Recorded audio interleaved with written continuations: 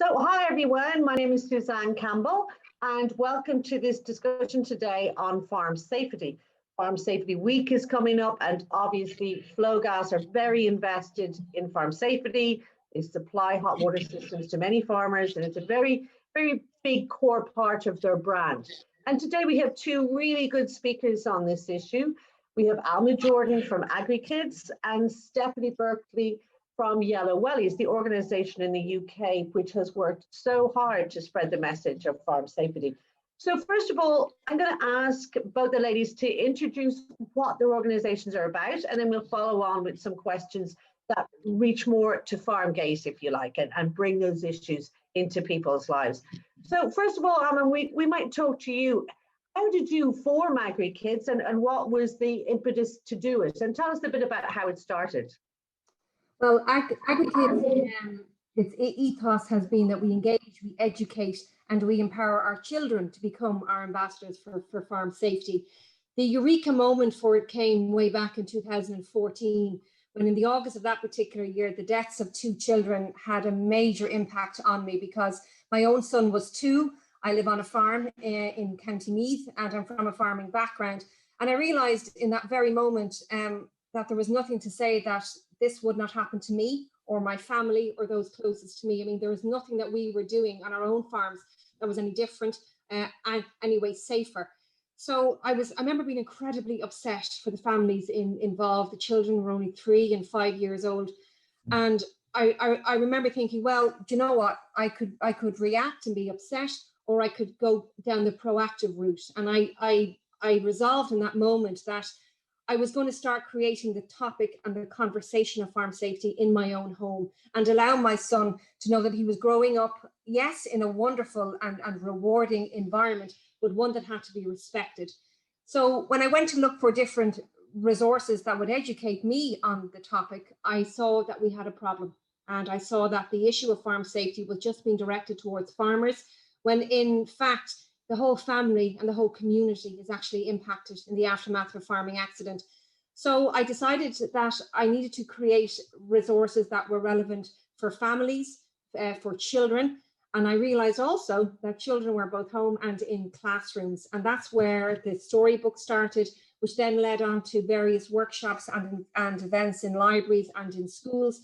And then more recently, I coordinated the Farm Safe Schools pilot programme in Ireland alongside AgriAware, which saw over 22,000 children sign up.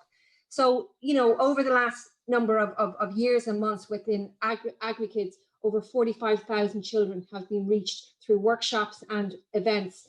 And I've never had to advertise the fact. You know, you go in, the farm safety is on the national school curriculum here in Ireland, but it wasn't being served correctly. Teachers weren't being supported on the topic.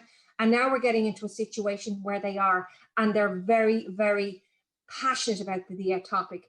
During the Farm Safe Schools program, for example, we had so many fathers so excited to bring the tractor into school and to talk about blind spots, to talk about tractor safe stop and checklists.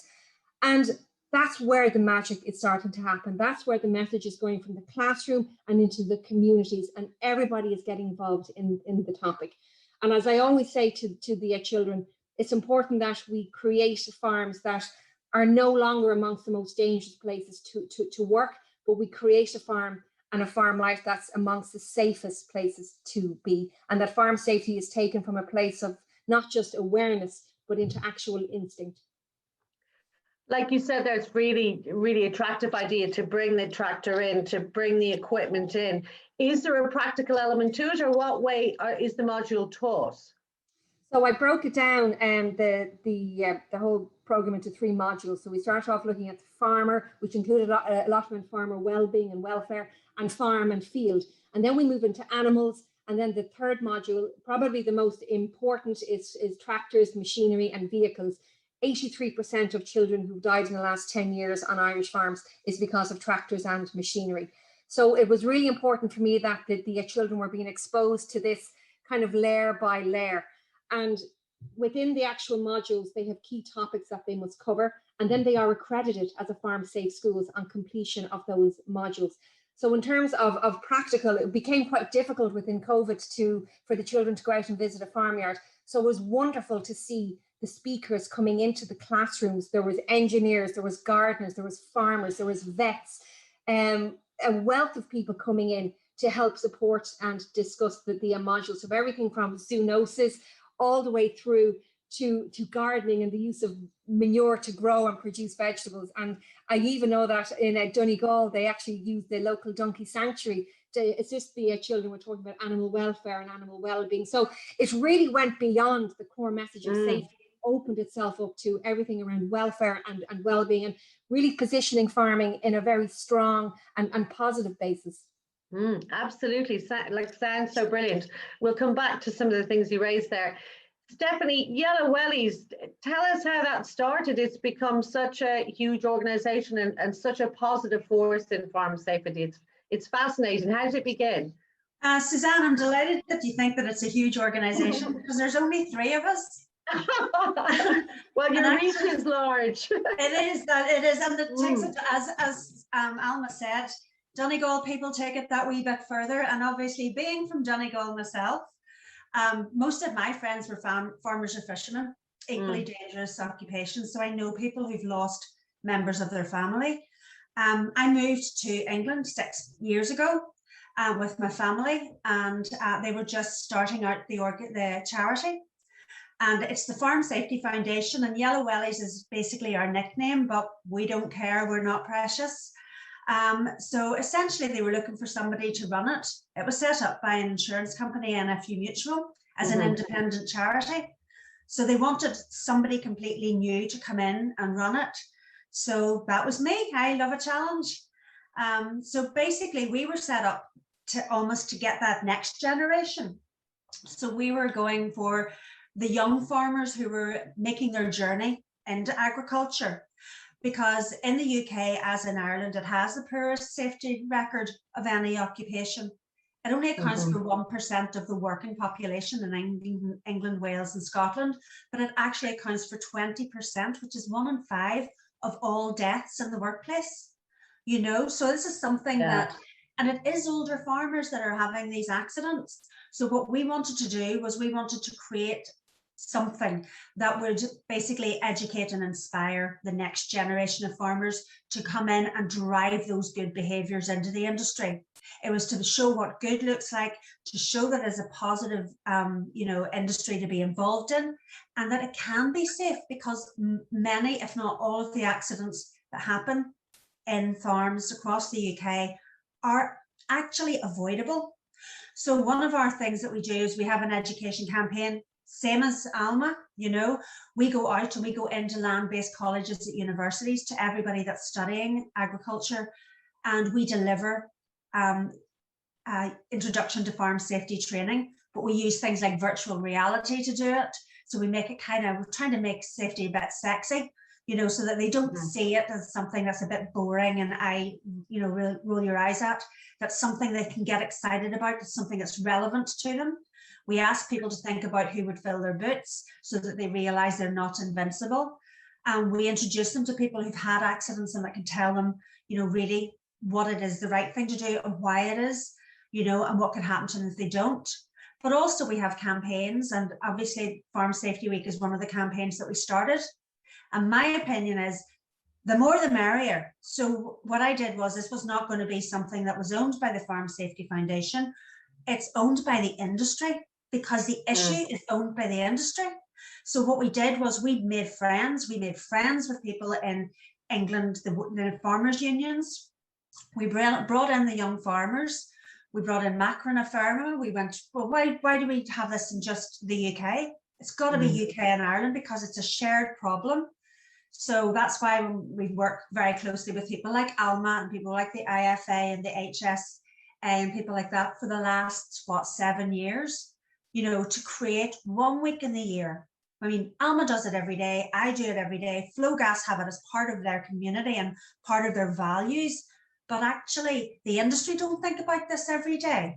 And the risks do change every day. So it's something that we need to be addressing each and every day of the year, not just Farm Safety Week.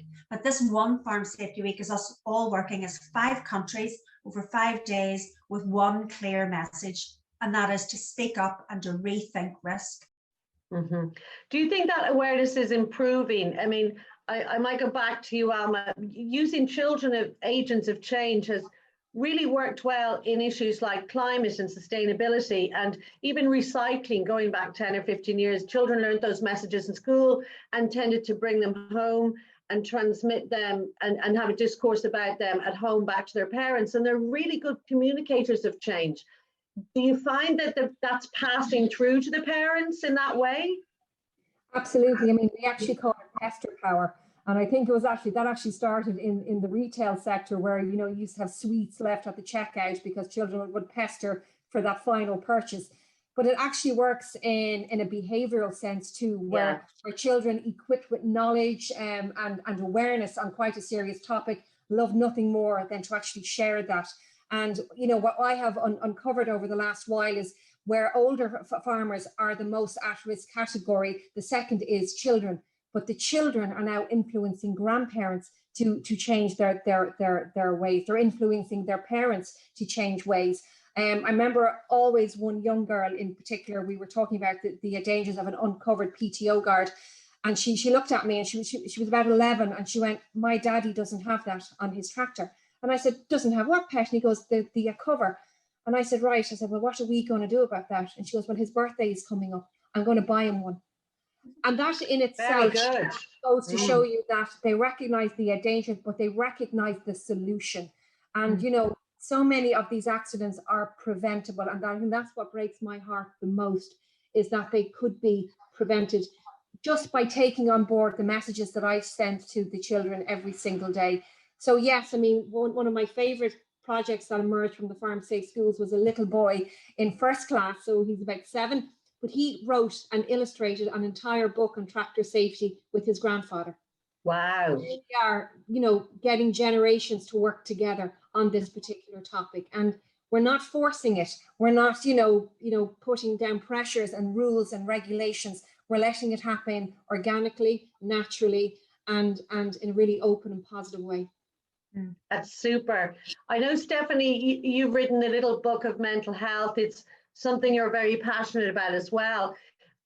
How does that come into it? First of all, I suppose in 2 ways. Another question: when somebody has a farm accident, it devastates a ripple of people around them in the community, and their mental health, their physical well-being, their mental well-being. It has, I suppose, this effect that often we don't understand when we're rushing around or taking shortcuts on farms or doing stuff with equipment and not just waiting a second to maybe think, should I be doing this? Is this safe?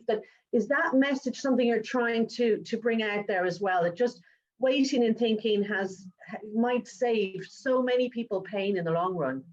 Oh, I mean, absolutely. I mean, the thing is, and you did touch on it, it's actually when people are, there's a chicken and egg scenario here, because if you're not in the right headspace when you approach a job, if you're struggling with your mental health for whatever reason, it could be financial, it could be emotional, or whatever, the chances are the offset of that is that you will probably be sleeping worse. You may be overeating, undereating, using negative coping mechanisms like alcohol, things like that, things that impair your judgment, that give you longer reaction times, that obviously you can become distracted. And that single momentary lapse of concentration or actually just simply being tired can lead you to have a life-changing or unfortunately life-ending accident. However, if you have a life-changing accident, the issues that may result as that may be long-term mental health conditions. So actually understanding that operating on a farm when you're stressed or not in the right headspace is actually dangerous. It can have potentially deadly consequences. So it's important for us to also understand that there is something we can do about that.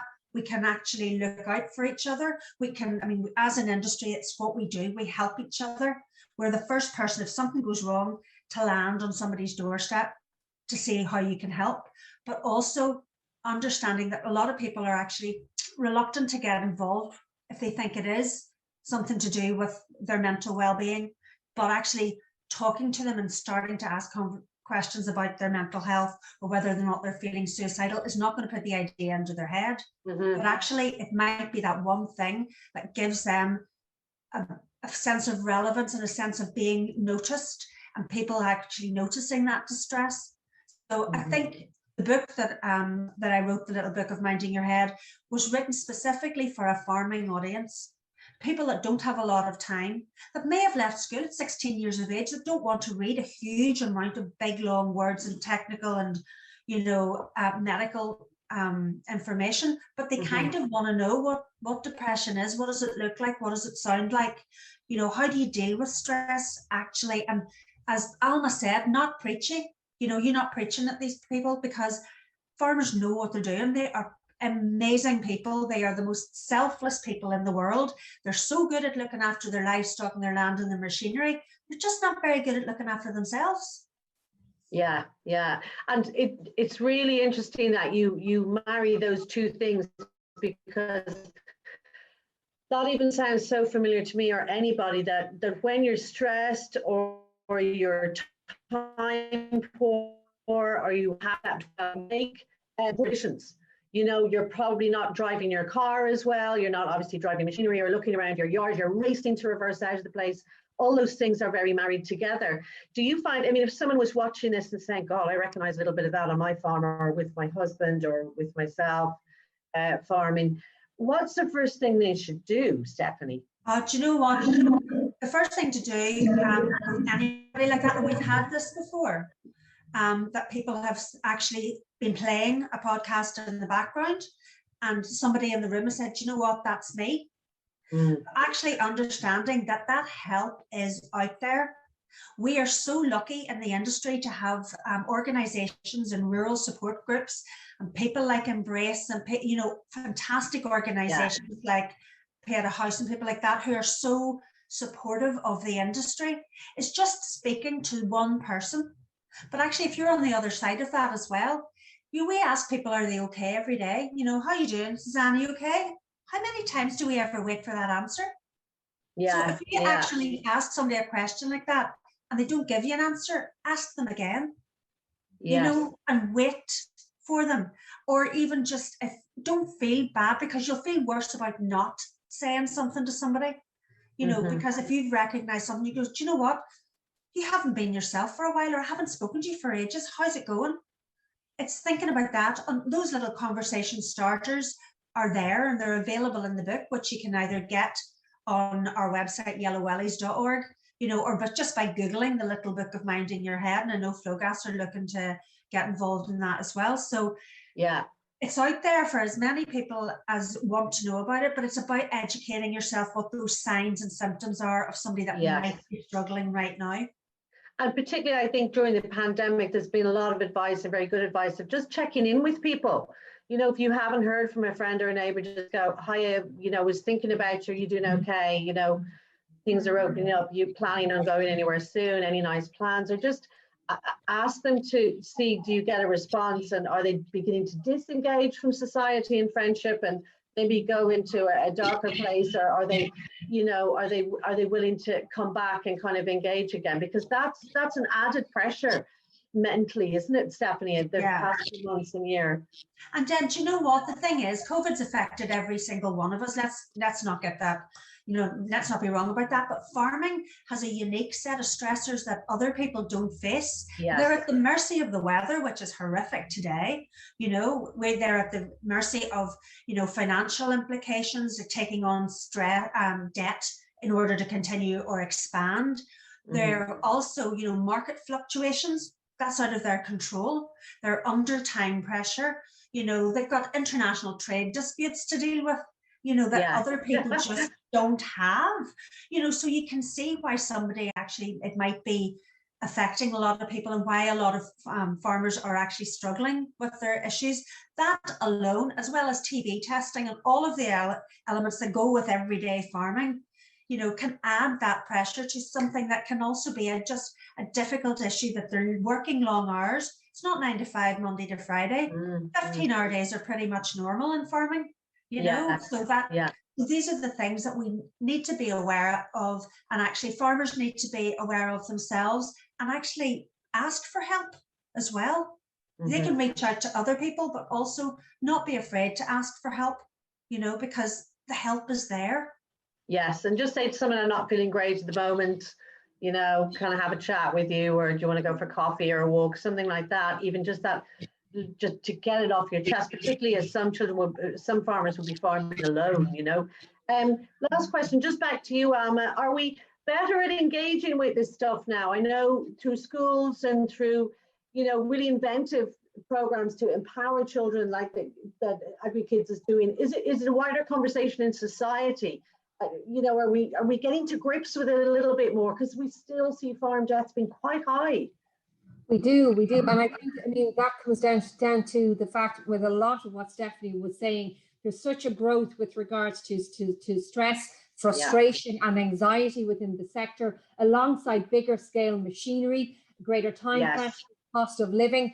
So unfortunately, that will not contribute to a reduction in the rates of accidents that we are seeing. It will only go so far as to contribute to having more accidents, which is why the conversations need to be bigger, they need to be broader, they need to be all inclusive, and everybody involved in farming needs to be unified with regards to their voice and their objectives. And the thing is, we all have the same objective. We want the accidents to come down. We want people to do better, to know better, but to be supported every step of that way. Our food starts its journey with one person, and that's a farmer. And we have big organizations who are, you know, who commercially do extremely well from the farming sector. And it is about time that we start looking at the value of the farmer as much as we look at the value of the farmer's product. And it really has to start there. There's such a disconnect with farming now. And I think, you know, programs such as Farm Safety Week, such as the Farm Safe Schools, and everything else that goes on only helps to reconnect us with our farming heritage. That for me is an absolute key objective to what I'm trying to do. And it was wonderful to see so many Dublin and urban based schools heavily involved in the Farm Safe Schools program. I had 2 schools in Lucan, and they came out as a superstar status. So to see children from housing estates drawing pictures of diet feeders, wow, know that you have tapped into something very special. So we need to do more of that. I mean, there's a lot of improvements that needs to happen. We just ran the pilot. Agrikids has a lot more to do, a lot more ground to follow, but it is definitely a good start, and that for me is good enough for now. But yes, we do all have to keep going, and I have to say, with thanks to Flowgas, who have been wonderful supporters of my work over the last two years, we have been able to go out into communities and to reach people even in this lockdown situation. So, you know, it hasn't stopped the conversation. As much as COVID has tried, it hasn't stopped the conversation. So, you know, we need to keep it going, and we need to be creative, and we need to include everybody. Yeah, that's it. And as you say, it's wider society needs to value the farmer more and look at farm safety as part of the price of food, I think, and how we engage with food, and to make that a safer environment for everybody in the food chain, you know, and a positive one as well. Listen, I'm going to end the session. We could talk for hours. It's so interesting. You both have so much to contribute, and you're really at the front line of this, you know, living and working on a farm as you are, Alma, and dealing with children in Agrikids, and Stephanie with Yellow Wellies. You're at the heart of these issues, but obviously bringing them to farm gates, bringing them to people's laptops in their farm, which hopefully you guys and ladies on farms will have a look at for Farm Safety Week. But big thanks to Flowgas for helping host this discussion, and more information, look at agrikids.ie, which is Alma's organisation, yellowwellies.org, and of course flowgas.ie has more resources on farm safety, something they're really very concerned about. And they have their Northern Ireland address is Flowgas, I'll just say that line again, and their Northern Ireland address is flowgasni.com. So for further resources, check out the websites. And again, everyone, thanks Alma, thanks Stephanie for a wonderful discussion, and so much to take away from that. Thank you.